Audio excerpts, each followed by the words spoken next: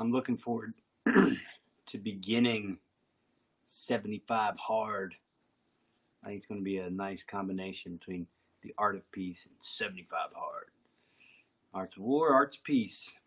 It's just the ever constant engagement between the polarities. I like this stanza today, largely because I think it speaks to something that's fundamentally true, which is there are aspects of the human experience that triumph and have always triumphed and will always triumph in the long run over darkness, over demons, over despair. And the best way to describe that is just love. I mean, love is the thing that pushes out into the universe, pushes out into the unknown, pushes out into the darkness, the scariness, the despair. It just keeps pushing out, and it always finds something. And when it finds something, it immediately starts to grow. Always. That's just what love does. And so, I find sometimes I'll get into a place that is more despairing or dark or fearful. And that's not just in my head, right? It's not just something I think about. It's something I very much experience with my body. And the feeling is very disconcerting. It's very full. It's very dark. It's hard to give words to. You just have to know it. That's why in the warrior community we call it the demons, because it's not just the feeling in the body. It's not just thoughts in your head. There's an energy to it. There are qualities to it that are just really hard to be with without feeling just this massive doom, this never-endingness, this sense that this is going to be this way forever and that I'm never going to get out of this feeling. I mean, that's the part about when you experience the demons that just make it so difficult. Now, the opposite of that is the feeling of love, or feeling of filled with love. And that feeling has the same, or basically that feeling flows through the same hardware that the feeling of the demons flow through. And so as it flows through, the feelings of, this is the way it's always going to be, I'm never going to get out of this, flip that around. This is life. So you're filled with love. Like, this is life. Like, this is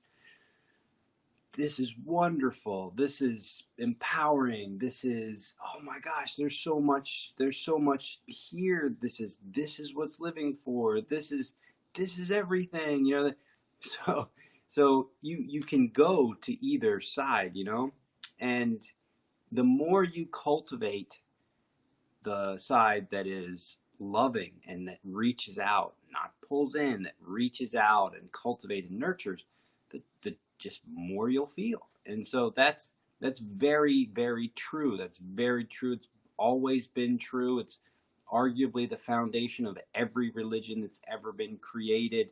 But that's true. And we have to, as a culture, we have to get better at articulating these realities in kind of the ever-evolving front edge of communication strategies. So we need to be at the front edge of educating every next generation of this reality, and we have to get better at making this reality more realistic to the people that need it, people that need to understand it. And the reason why we need to do that is because it can be corrupted. We have to understand that every element that reaches out in a light kind of way, can also be corrupted and kind of spun back in a darkness kind of way, which is, to armor up, to close down your heart, to blame, to make excuses, to deny the truths of things, and to generate false narratives, and to cultivate lies and sneakiness and deceit. I mean, all that stuff is very, very accessible too. It's part of just the way life is. And so the forces for good have to always be at the cutting edge of good and pushing out. And if we don't, and we don't kind of adapt every single time to the next kind of ways of reaching out, then we can get behind. And if you get behind the darkness, it's hard to get back in front. I mean, it's really something that we have to understand in the context of our biology and our sustainability. The spirit, of course, can move anywhere and be anywhere, but the body, the physical human experience, which moves at the rate of the sun, as fast as the sun grows, the earth is as fast as we can kind of grow what's within us. I mean, what happens is what grows within us doesn't just grow and disappear. It becomes rooted and becomes etched. And that's the brain stuff. That's the neuroplasticity stuff. So all those things become etched inside of us. And while we could still kind of spiritually have that relationship to love physically and mentally in the stories we tell and the ways we live, we can, kind of etch in more darkness than we can etch in more light and love. And when you etch in more darkness, it becomes harder and harder to break through. And if you've been traumatized, it becomes harder and harder to armor down, to open your heart up so that you can be broken through too. So we have to be on this. We have to literally be on this regularly. And as a society, we have to cultivate behaviors that are ultimately sustainable. And we have to sustain them for a long, long, long time as a way of being. Sustainability has to be built into our way of being, because you can create the most wonderful, lovely, light-filled thing, but if it's built on sand, it's not going to last. So we have to be thinking about that on a regular basis. And I really like how the 33rd Art of Peace articulates the kind of the sustainability element, which is so central to my way of thinking. So let's get into the training. Get my seat squared away here.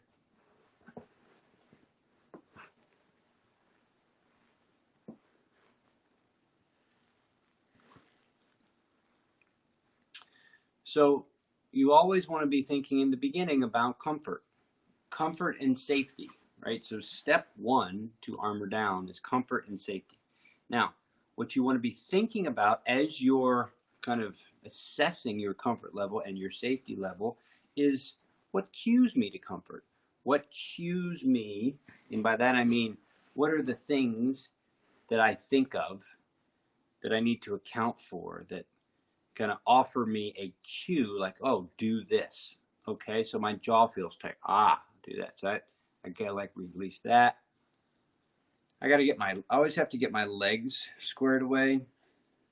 So my hip regions I always need to find a way to make them comfortable. Once they're squared away, I'm like, okay, good. Then I need shoulder blades. Okay, good. So I get those things squared away. I'm like, all right, I'm comfortable. So that's on the inside. Safe, so that's on the outside. I'm looking around. I've got predictability. I've got solidness. I've got shelter. I've got solid stuff behind me. I got walls behind me. So there's nothing in here that's going to show up out of nowhere. So it's all good. So all my comfort levels are set, right? So now I can really go deeper, right? And go get deeper into this moment of presence. And so that's bell one.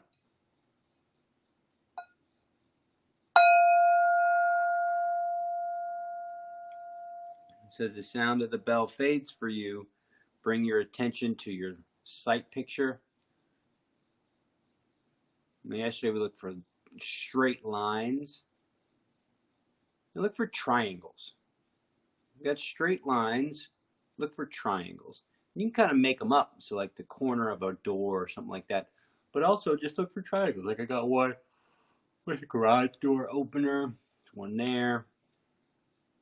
There's a triangle in the ladder. There's a triangle for the tripod. So what I'm doing is I'm just bringing my attention to something specific. My mind, hey mind, instead of thinking about every other damn thing, focus on this. There's another one. These are, I've never noticed these before. I've never attended to this before. So now that my eyes have kind of found kind of the little things to latch onto in the moment, shut them down. So eyes closed.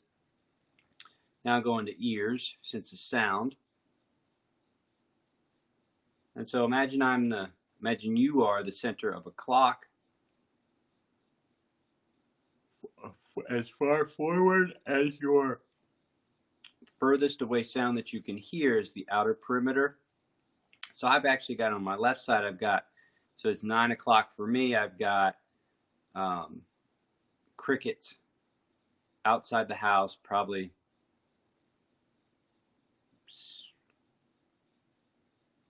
30 yards, 100 feet. So set 9 o'clock out at 100 feet. I make a circumference or make a perimeter around me at 100 feet. Inside that perimeter is the sound of the,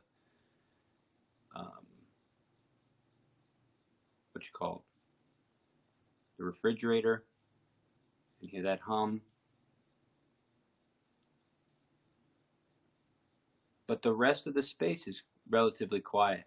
So I've got sound in my left, I got sound in my front right, and the rest is just quiet. I can hear that. I can visualize it. I can see that. Now I'll come into sense of touch. There's hardly any breeze. There's no fan. There's no AC breeze. There's no breeze at all. Got the touch of my hands on my knees. The touch of my feet against the pad beneath me. Smell, there's a little bit of smell. There's a little bit of cardboard smell. Mostly it's empty. Smell my feet a little bit.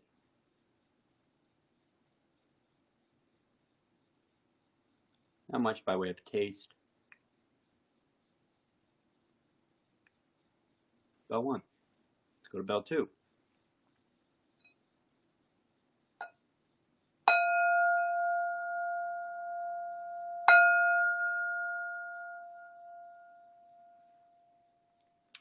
So get to the body here. So you go back to that visualization of the clock. You're the center of the clock. So imagine going straight down from the center of the clock, straight down. So what's straight down beneath me? Keep going till you get to dirt. You got to visualize. So you visualize just reaching down, reaching down, reaching down. You can even root down. You can imagine an actual root reaching down, straight down into the earth, which is grounding you. Now, the part of the grounding is physical, mental, spiritual. So physical is just the actual physical stuff beneath you. So it's the floorboards, the concrete foundation, the dirt. It's physical. So the mental is kind of visualizing in your mind, you as right now reaching down with a kind of a root. You can imagine that reaching down. And then spiritually, it's just this kind of sense of, in all the world of everything and all this other stuff, I am right here, right now. I'm nowhere else. This is where I'm at. Boom, planted. So that's your ground. Then from there, you move into the sit bones. So the sit bones are the hips and the pelvis region, but the pelvis region has a bottom as well, and that's the sit bones. The sit bones kind of establish the bottom of your spine. And so here, what I want you to do is I want you to just practice kind of tilting to the point where you feel off-centered. So I'm tilting to the left to where I feel off-centered. I can tell when I feel off-centered. I can feel it. I'll come back, slowly tilt all the way to the right till you get off-centered. And then come back to middle and just kind of notice how you feel that. You can feel being off-centered. From there, come into the belly region. So the region of the belly button, the sides, the lower back. It's the belly region. Travel up from that region to the heart region. The heart region has got those shoulder blades. Now try that again. Instead of kind of tilting with your spine, just lift your left shoulder and drop your right shoulder. And just kind of feel just the littlest movement. If you drop your left, lift your right. And then slowly reverse that. Lift the left, drop the right.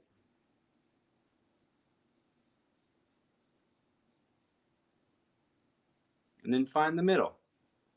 And ask yourself, how do I know what the middle is for me? And you can answer that by how you feel. Throat space, back of the throat, back of the throat, front of the throat, inside the throat, jaw, top of the head. Now, top of the head's top of the spine. Try to feel all the way back down. Now tilt with the whole spine. Tilt right.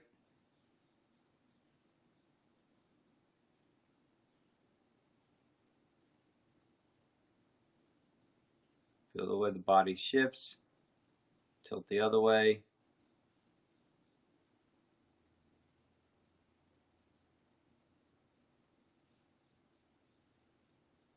Find the middle.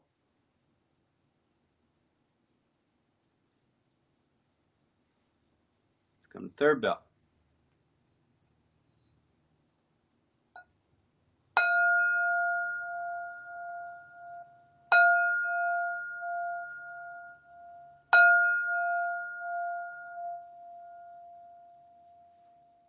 Breath, breath, breath. Get to the breath. Notice it for what it is. Then start to influence it by making it bigger.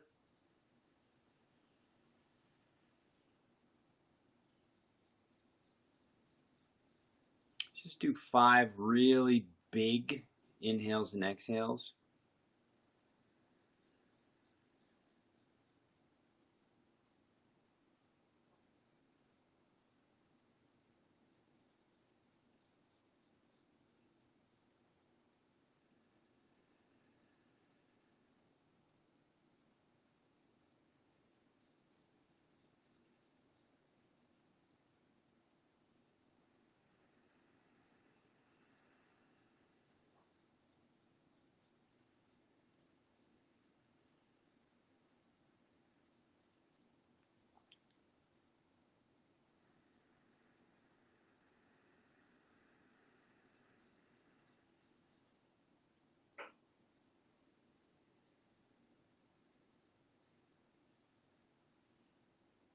Let's just sit about a minute or so.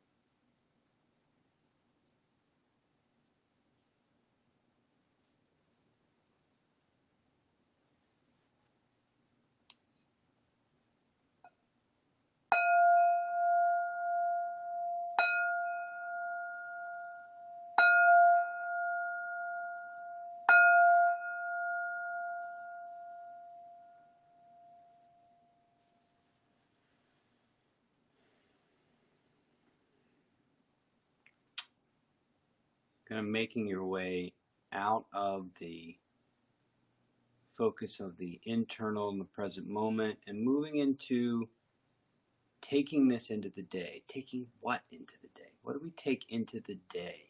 You know, the demons hate joy-filled life because there's just no space.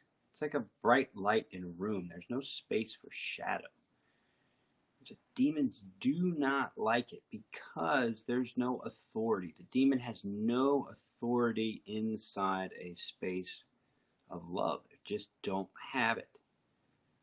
And so in the context of the art of peace, the practitioner of the art of peace, stanza 13, doesn't rely on weapons or brute force to succeed. Instead, we put ourselves in tune with the universe, maintain peace in our own realms, nurture life, and prevent death and destruction. The true meaning of the term samurai is one who serves and adheres to the power of love. So weapons, don't rely on, the art of peace doesn't rely on weapons. And that's very fundamental. And the reason why it's very fundamental is because to rely on a weapon is to assume that the weapon will give you the greatest advantage. And if you assume that the weapon will give you the greatest advantage, then the weapon becomes a prerequisite. So you have to have it. The problem with having to have it is that it's not useful in 99.9% of the situations that you're in. It's not useful in any way. So to rely on the weapon is a problem. So what the art of peace is saying, get in tune with the universe, which is another way of saying to become fully present. That's what it means to become in tune with the universe, is to become fully present. Now what happens when you become fully present is you start to recognize that there's a lot of things that you can actually be doing while inside of a moment, even in really volatile, potentially violent moments. And how do you find what you know or what to do? Well, that's how you cultivate peace in your own realm. I mean, we're taking this practice into the world, so as you develop peace in your own realm, develop peace with your own demons, so that it's very hard for them to kind of have any kind of steady presence in your life. Then you can move out of just navigating your own internal space and into supporting others. And in that, it's nurturing life, helping other people do the same thing, helping other people recognize their demons, helping other people to be prepared for their demons, but also to practice peace. Serves and adheres to the power of love. Talked about this at the beginning.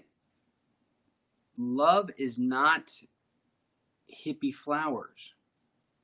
Love is what keeps a unit together. Love is what enables the infantry to, attack the machine gun.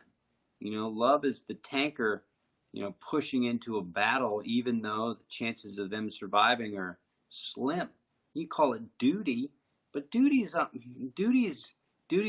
quite right. I mean, the reason why duty can be described in the first place is that the power that keeps the unit together is the shared experience, and that's love each other.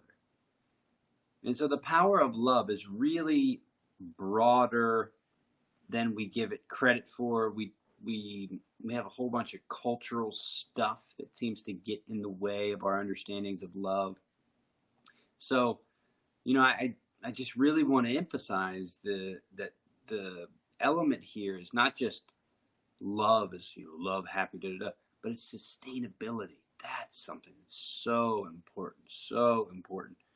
I remember the other day I read that the Trump administration is claiming that Biden hasn't done anything in politics in 47 years. And it's just such a thing. Like, imagine doing something well for 47 years to the point where now you're at the very tippy top. So not only have you done a good job, but you've done it for 47 years. That's the goal. to continue, to keep evolving. It's not do something big, start over, do something big, start over, do something big, start over. No. Create something that lasts and lasts and lasts and lasts and lasts. And that's fundamentally an identity that is stabilized and cultivated and nurtured by love. And that's what lasts. If your identity is not cultivated, nurtured, and sustained by love, then what you create is not going to last for anything. It never has, it never will. So, I like that stanza. I like stanza 33 a lot. All right. See you tomorrow. Hey, yeah.